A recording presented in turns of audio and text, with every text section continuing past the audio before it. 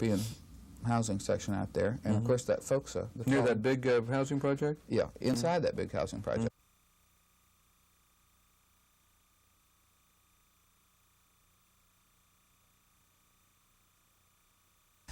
CASTRO is the mover here. I don't think that it's Russia dragging them along. I think that Russia is a willing ally in that they'll supply the forces, the airplanes, the equipment, not the forces, I mean some advisors.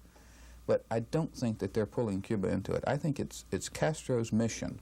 It's his goal. It's what he sees as his mission in life now that he's got Cuba stabilized and nothing is really threatening them. In other words, Cuba's not big enough for him now. That's right. And when I talked to him, he kept using the term internationalist. He kept calling himself an internationalist, that he saw his mission outside that island. Do you see any lessening of Castro's popularity in Cuba? There are a couple of things I think that could happen to do that. First of all, he's still popular, and the exile group hates to hear it.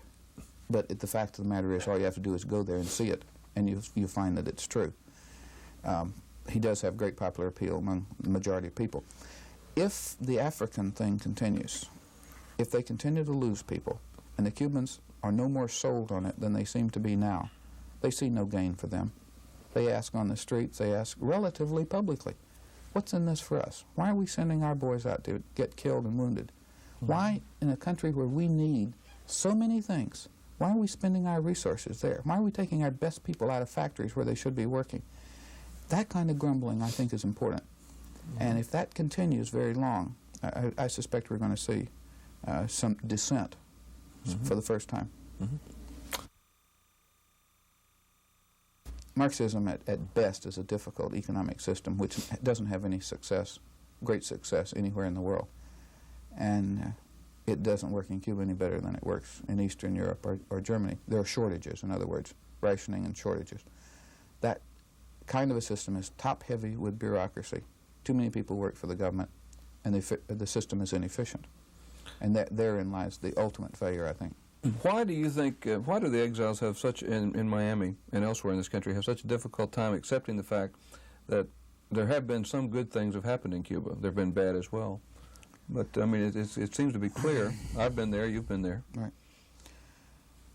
The Miami Exile Group mystifies me for a number of reasons. I grew up in Miami, and I thought I had some kind of an understanding of this part of the country.